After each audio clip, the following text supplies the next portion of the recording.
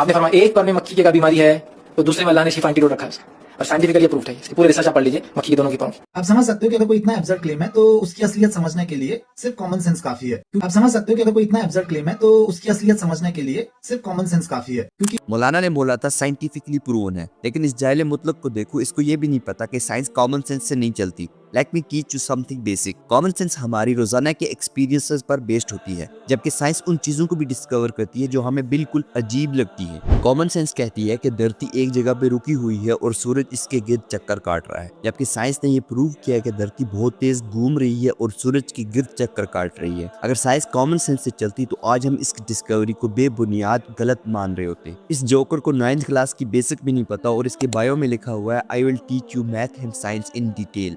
भाई पहले खुद तो पढ़ ले। के लिए सिर्फ कॉमन सेंस काफी है, क्योंकि मक्खी जो है उसके जो दोनों पर होते हैं वो सेम मटेरियल से बने होते हैं, और ये कहना कि मक्खी का जो एक पर है उसमें अगर बीमारी होती है तो दूसरे में उसका एंटीडोट होता है, doesn't make sense at all. भाई तू तो सेंस की बात ही मत कर। सेम मटेरियल का मतलब सेम फंक्शन नहीं होता। ह्यूमन बॉडी भी सेम मटेरियल की है, लेकिन पॉइजन सिर्फ स्नेक के दांत में क्यों होता है? बैक्टीरिया टंग पे ज्यादा और आंख पे कम क्यों होता है? एक ही स्किन पे किसी जगह ज्यादा जर्म्स किसी जगह कम जर्म्स क्यों होते हैं? ये बेसिक 9th क्लास की बायो है। सेम मटेरियल बोल देने से साइंटिफिक आर्ग्यूमेंट नहीं बन जाता। तो ऐसी रिसर्च जो पहले से ही प्री डिटरमिन्ड होती है कि मुझे ये चीज प्रूव करनी है, बजाय इसके कि मुझे कुछ नया पता करना है, जनरली बायस्ड होती हैं और इनको साइंटिफिक कम्युनिटी बिल्कुल भी एक्सेप्ट नहीं करती है। तो अगर गलती से अगर कोई ऐसी रिसर्च मिल भी जाए तो उसकी एक्सेप्टेंस भी देख लीजिए कि कितना ऐसी किसी रिसर्च को एक्सेप्टेंस देती है साइंटिफिक कम्युनिटी। इसने कहा कि अगर कोई रिसर्च है भी वो प्री डिटरमिन्ड होगी, तो इसी लॉजिक के हिसाब से मैं बोलता हूँ एवोल्यूशन भी प्री डिटरमिन्ड है, तो ये एकदम से चिल्लाने लग जाएंगे। फिर इसी लॉजिक से देखें तो वैक्सीन ट्रायल भी प्री डिटरमिन्ड है। फिर इसी लॉजिक से देखें तो क्लाइमेट स्टडीज भी प्री डिटरमिन्ड है। तो फिर साइंस है क्या जो तुम अपनी रील्स में सिखाते हो?